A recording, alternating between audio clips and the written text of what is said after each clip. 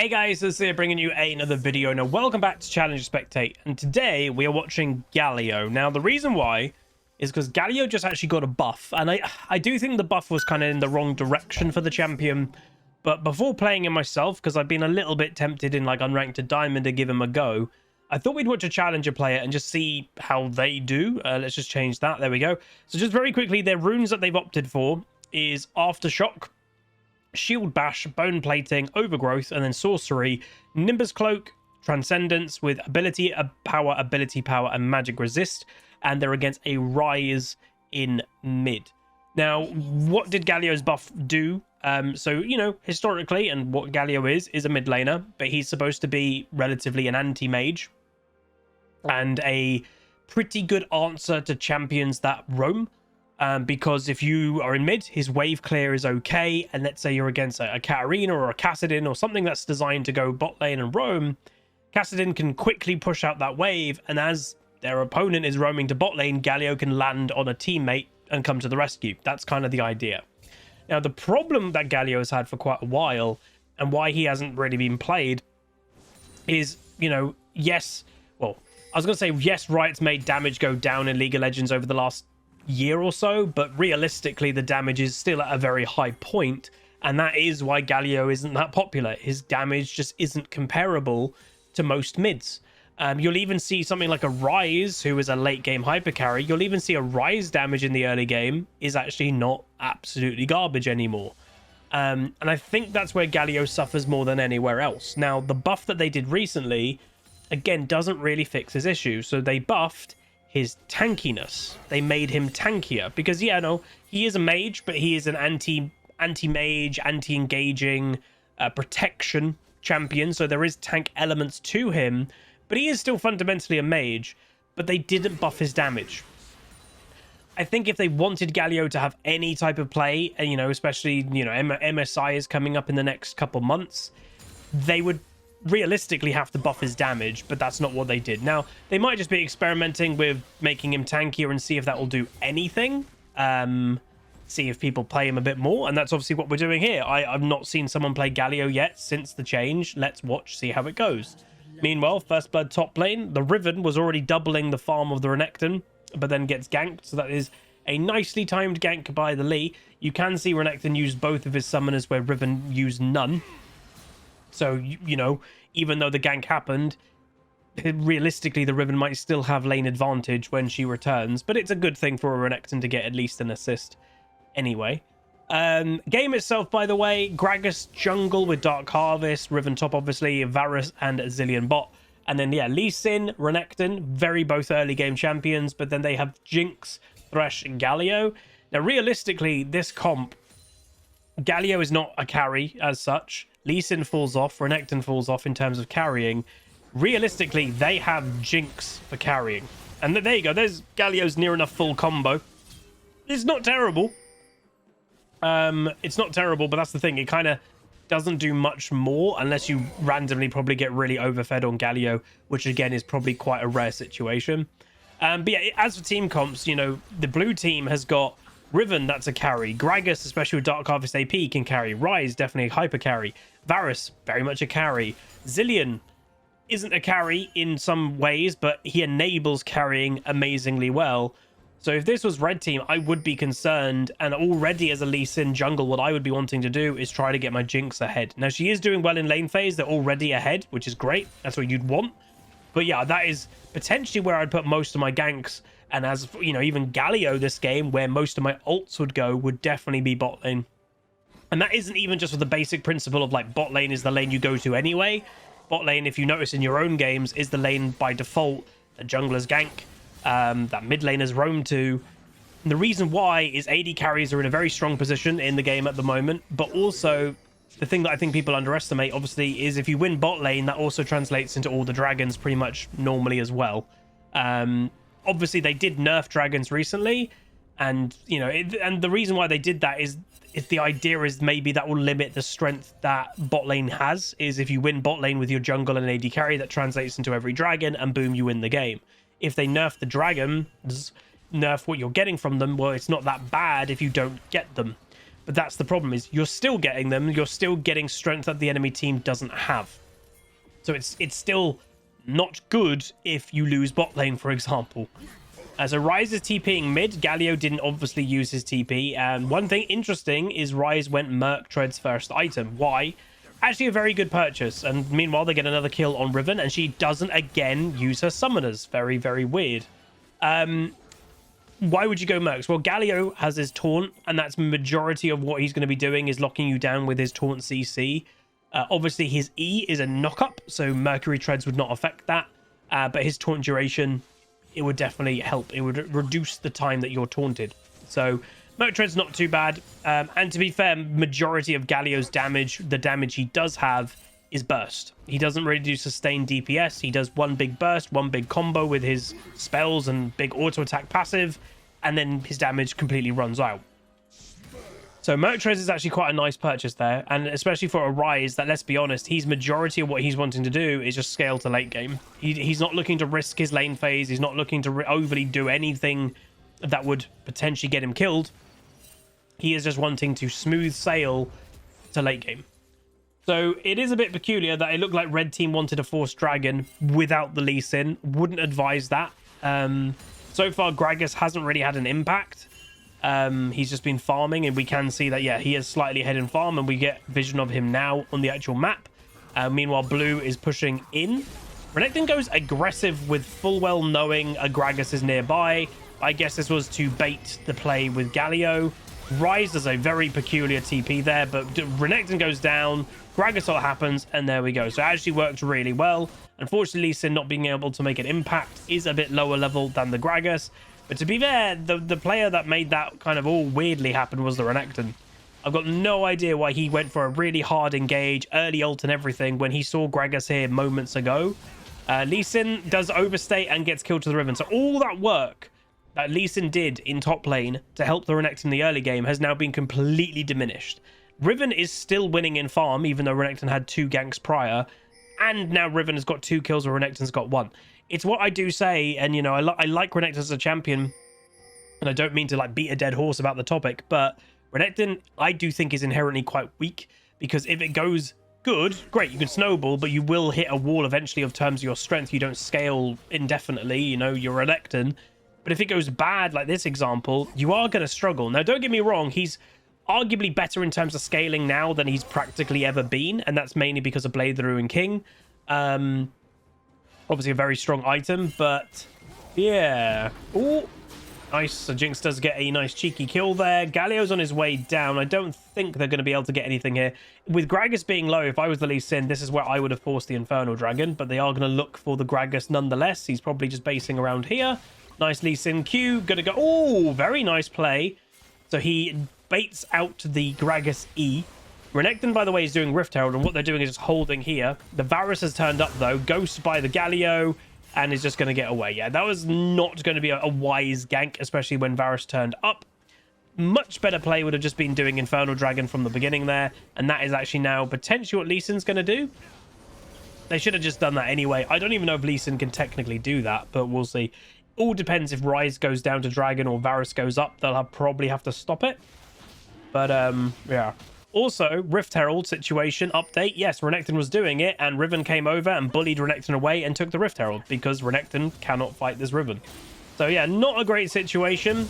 Very nice patient play by Lee Sin. Ooh, nice whip does get the kill. A little bit of patience. Gragas is in the area. Has to hit that Q. Nice flash out. Back in. Very nice play. Gragas gets the kill, though. Some very nice Lee Sin play going on. Nice hook by Thresh. Going to try and bide the time for the Gragas to appear, but I doubt it's going to happen because Thresh has got no mana. So he's waiting for mana, but there's just no point. Ryze, arguably, I think he's up there. He was over here. I was going to say Ryze could turn up at any moment. So for all that roaming that Galio just did, he arguably really achieved nothing, and he's now just behind on farm to a Ryze. So this is sometimes also the problem with Galio, but he's technically an anti-roam champion that also roams. You know, realistically, as I've said before, you're, as a Galio, ultimately designed to follow a roam of, oh, the Katarina's going bot lane, I guess I'll ult. But a lot of Galios, even when I've played the champion, you do sometimes just inherently go, I want to ult. And that is because your ultimate is a roaming ult in itself. You know, it doesn't necessarily mean that your Ryze is going top lane. If the Renekton's fighting the Riven, you could just land with your ultimate and help. And just to say, if you're brand new to Galio, his ultimate is point and click. It's not, you don't get to select where it lands. You have to point and click on an allied champion, and it does have a limited range. It's a decent range, and I believe it gets longer in range the higher level the ability is. But like, for example, here, roughly I'd say about here, or maybe about here, he'd be in range to ult bot lane.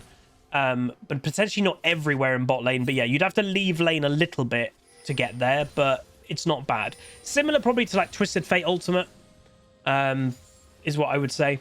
And just to mention, if you're newer to the game, Galio was a champion that actually did have a rework. Ryze potentially going top lane, by the way. So this is, again, the situation that Galio would be looking to pay attention to. If there's something going to happen top lane, Galio can go land on the Renekton and go help out. Or if they're invading the Lee Sin's jungle, for example, with Ryze and Gragas, he could go help out. But yeah, wave clear first, and then you can really go ultimate without losing anything. So the Lee Sin is pinging the Renekton to retreat. Ryze is now returning to mid, so I guess he just went back. And it's the funny thing of like where to base. So just to make a very clear point, if you're wanting to trick enemies, if you go back here and base, it's very obvious that you've just gone to go back and buy. Like, you've gone back to your tower, you're basing, done. If you go over to one of the sides and you base, the enemy team still, if there's no vision, obviously, the enemy team doesn't really know where you've gone. They don't know, or is like, oh, did the Ryze base, or did the Ryze, is he going top lane? You don't really truly know. So you create a little bit uncertainty. And all you're doing, instead of basing here, where the enemy team can see you walk back to your tower and base, all you're doing is go, like, over here. And you just base off to the side. A little extra thing. Oh, hello. That was odd. Oh, Jesus Christ. Varus ult happened there. So the enemy team is looking for, obviously, a group play. There's 4 people mid lane right now. Galio's going to do the smart thing and just push out the mid, which forces basically the whole play to reset, and make things calm down. And now they can look for a re-engage, because Ryze would be drawn to go over there for a few seconds. Thresh going for the Varus. Varus is caught out. Galio going for a triple ulti. No damage is being done. They really, really high patience, waiting out. Lovely Jinx Rocket. Waiting out the lovely play. The Zillion ult. And they will end up getting a bunch of kills. Galio comes in on the back, and there we go. So although that was an okay play by Galio, realistically what he did there, and it's not a negative, it's just not what you normally call a mid laner's job. He CC'd 3 targets while the Varus was over here, and that stopped the enemy team moving forward. Now, if the Galio didn't do that and those 3 could move forward, that would potentially be in a completely different fight. That's the point of why Galio's not really a carry. He's an anti-carry, because he stops those situations from happening, and that was really good. And you know, it's worth saying that was really nice play and patience by red team. Like, they waited out that Zillion ult to just kill the Varus without him respawning from Zillion ult. So that was really good. Very clean play going on. Obviously, we are watching EUS Challenger, so you'd roughly expect clean play. But very much a point to make out. Whatever rating you're in right now, we all have expectations of teammates. It's something that we all struggle with, having potentially too high expectations of teammates. I definitely struggle with that when I'm on my main account. Hell, even on the Smurf account, sometimes I'm a bit surprised by what I see. But you have to realize that no matter what rating you're in, one team has to win and one team has to lose. If you look in this game right now, there is a 0-3, well, actually, technically, a 0-6 bot lane. In a lot of my games, I go, oh, geez, my bot lane's feeding again. Like, how are they Diamond 1, for example? Well, this is a feeding bot lane 0-6, and these guys are challenger. It's not that they're bad, it's just every game is different. Every game, one team has to win, one team has to lose, and you know, that's just the nature of video games in general. And it's frustrating when you're the bot lane that has the feeders, but in most games that you're ever going to play in League, one team is going to have feeders, mostly, and one team isn't. Or one team is going to have a bad top lane, or whatever. Like, it's going to happen every game.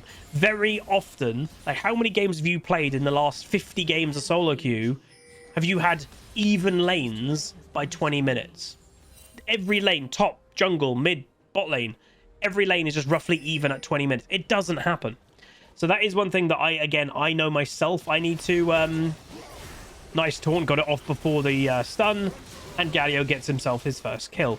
But yeah, that's something that I definitely need to get better on. And although I still have my frustrations with League, I think I am improving overall. And there will be the occasional game that gets to me a little bit more than the average. I think a good example of that was, I think it was the Kalista game a few days ago. That obviously there was that weird split pushing situation. That is always just going to a little bit frustrate me. But overall, I think I'm doing a lot better in being calmer and just more chill overall. It's just the occasional game that just kind of goes a bit. And again, that whole situation with that Kalista game, what was frustrating, like, and what I think some people didn't get with that video, it wasn't frustrating that he was split pushing and doing well. It was the fact that he was split pushing and it was the completely wrong thing to do. That Nocturne was ahead, then bought Hullbreaker second item, and pretty much the reason why they lost that game is because the Nocturne did that. It's what I've spoken about for a while. I really don't mind split push. It's just when it becomes nonsensical.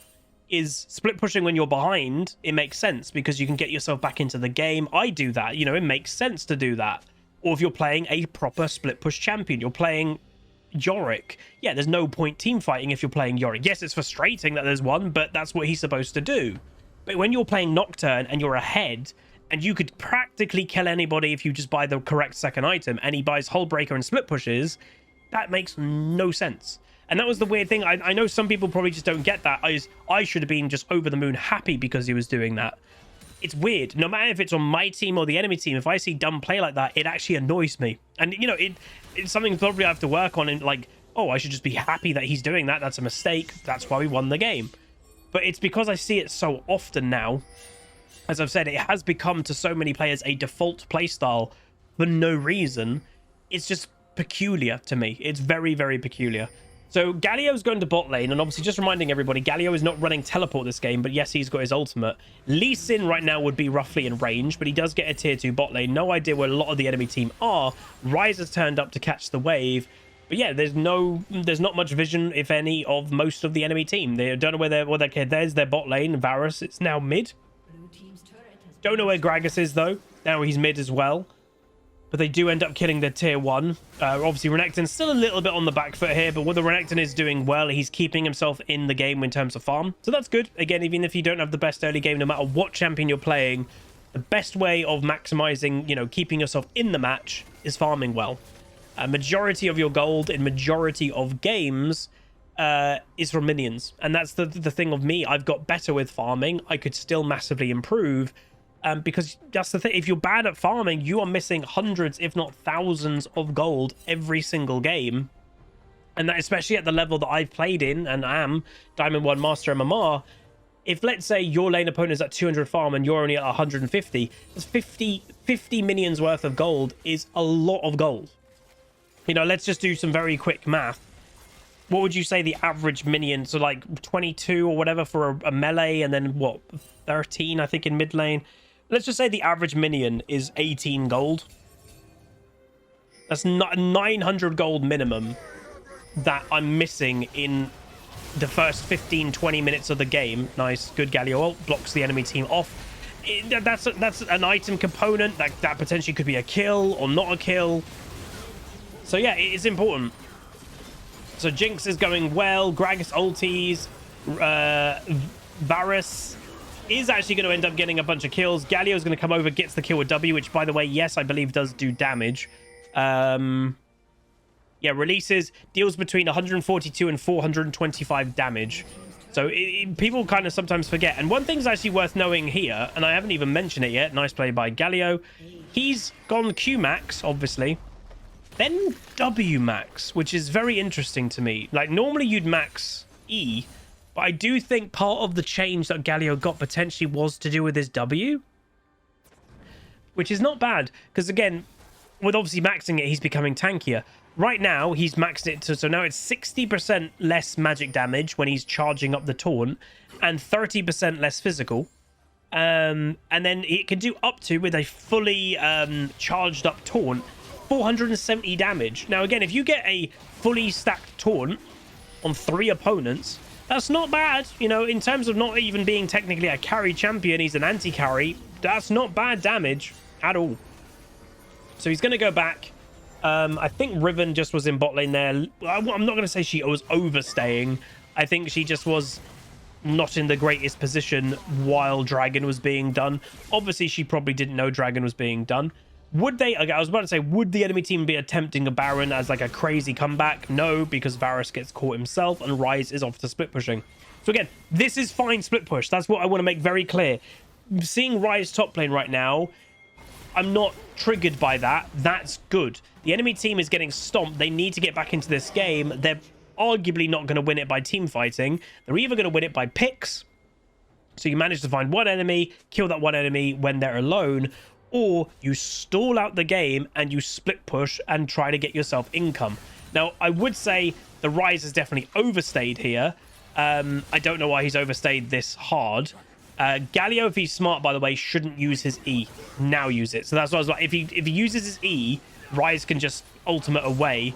So he saved his E to cancel the Ryze ulti, and Baron is now being done. So again, I was fine with Ryze doing the initial split push. That's smart. It gets him more gold. But he overdid it. He overstayed. That's where he a little bit lost it. So, yeah, not too bad. Build-wise from Galio, by the way, very AP heavy. So no tank element at all. So it was Night Harvester first, which again is all about burst, because that's where Galio's damage is. Night Harvester, Shadow Flame, most likely a Zonya's next, with obviously going Sork Boots, and also has even 10 Dark Seal stacks. So 320 ability power for a Galio at this stage of the game is an incredible amount of ability power for a Galio. And that's the thing. He's probably got not too bad scaling. So yeah, 320 ability power.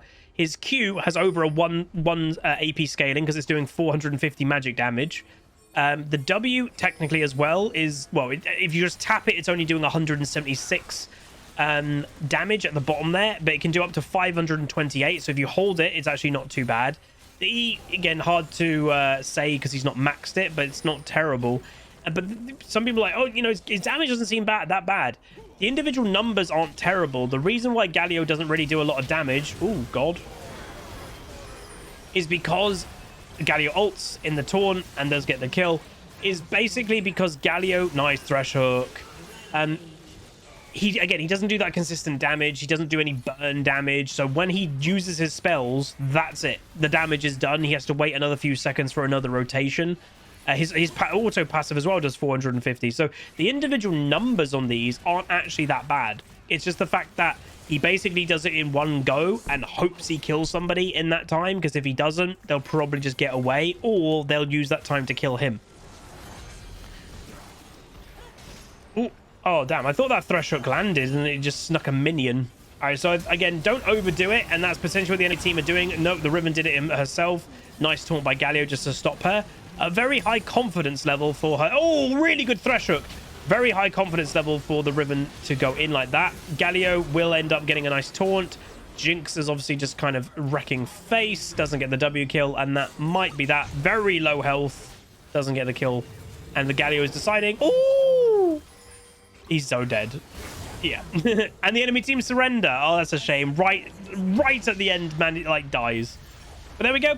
So is it worth playing Galio? You tell me. Like, this is a game that as well, the Lee Sin did well, the Jinx did well. So the problem with Galio, and I've had these moments when I have played the champion, is you could be doing okay, but you're not fundamentally a carry. And if your AD carry sucks, your jungler sucks, your top lane sucks, you can't really carry them because your job is to help them out. And that's kind of the problem. He's not a support technically in mid lane, but he's like support aspects in mid lane. He doesn't have that absolute, oh, I'm fed, I'll carry you, don't worry, guys. Like, you know, a Silas does, for example, or something like that. That's, I think, fundamentally the problem. And he still, this game, he was very strong. He still didn't have anywhere near one-shot potential or one combo potential on practically any of the enemy team. So I might give him a go, and we'll do, like, again, like this, a full AP build. But I'm just not convinced that he's that kind of big... Well, I think he'd need more changes for him to kind of come back fully. Let me know what you guys think, though. If you guys enjoyed, do throw a like on it, throw a comment, throw a subscribe, and I'll see you guys next time. Peace. Call down the reckoning to bring back hope and peace. Restore our glory to live forever. Bring down the dark regime.